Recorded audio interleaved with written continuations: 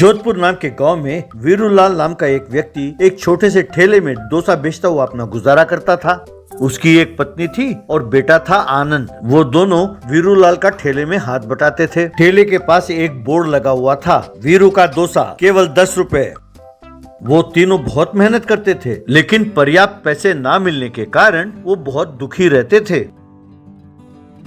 ऐसे में आनंद की शादी नीलिमा नाम की लड़की से हुई। नीलिमा बहुत समझदार लड़की थी, वो भी ठेले में काम करने लगी। आनंद को मैगी बहुत पसंद था। जब देखो वो मैगी पैकेट खरीद कर लाता और ठेले में ही मैगी बनाकर खाता रहता था। माँ, बेटे, हम जो डोसा बनाते हैं वही खा लो ना बेटा, पैसे बच जाएंगे। ये मैगी पैसे देकर क्यों खरीदते हो बेटा? तब वीरूलाल, अरे खाने दो ना भगवान, रोज रोज डोसा खा के उब जाता होगा बेचारा। ये सब देखकर नीलिमा मुस्कुराने लगी। एक दिन एक बहुत महंगी कार आकर उनके ठेले के पास रुकी। उसमें से सूट बूट पहना एक व्यक्ति उतरा। भैया, मेरा नाम कमल है, लेकिन सब मुझे कमाल करके बुलाते हैं, क्योंकि मैं सबकी तरह नहीं सोचता हूँ। मैं कमाल का सोचता हूँ, अलग सोचता हूँ। मेरे धंधे भी अलग किस्म के होते हैं। मैं इस गांव में एक नूडल्स का फैक्ट्री खोलना चाहता हूँ। मुझे भूख लगी तो मैंने देखा यहाँ कोई ढाबा तो है नहीं। वैसे तुम लोगों के पास खाने के लिए है क्या? वीरूलाल, सर, हमारे पास डोसा है, हमारा डोसा बहुत मशहूर है सर। तब कमाल, भैया, डोसा डोसा डोसा, अरे जब देखो डोसा यार, खा खा कर उब गया। तुम कुछ नया बना कर खिलाओ तो मैं तुम्हें यहीं का यहीं 1 लाख रुपए दूंगा। कहा तो था मैं अलग सोचता हूँ। तब सब सोच में पड़ गए।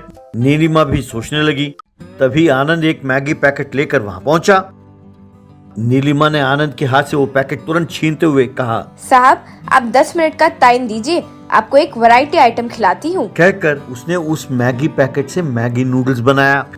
फिर उस नूडल्स को डोसा के ऊपर डाला। इस तरह उसने मैगी डोसा बनाया और उसे दिया और कहने लगी, सर, ये मैगी डोसा है, आप खुद ही खाकर बताइए, ये कमाल का डोसा है। उसे खाकर कमाल, अरे वाह, क्या स्वाद है, एकदम बढ़िया है, कमाल का है। भाई, आप लोग मुझे बहुत पसंद आए।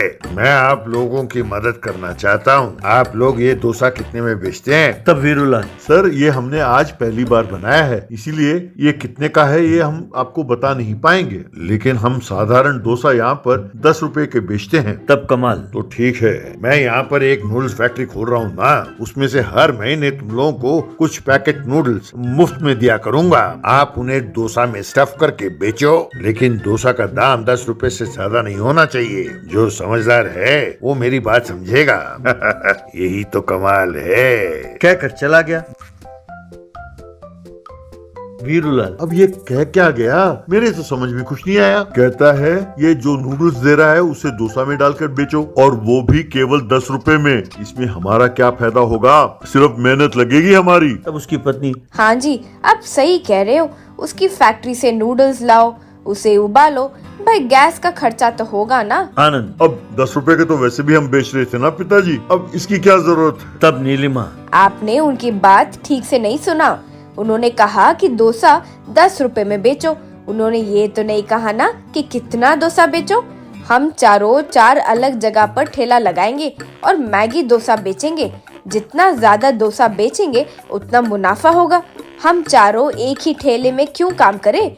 जितना ज्यादा डोसा बेचेंगे उतना मुनाफा होगा ना। तब उन तीनों को पता चला कि नीलिमा कितनी समझदार है। उन्होंने ऐसा ही किया और खूब पैसे कमाने लगे।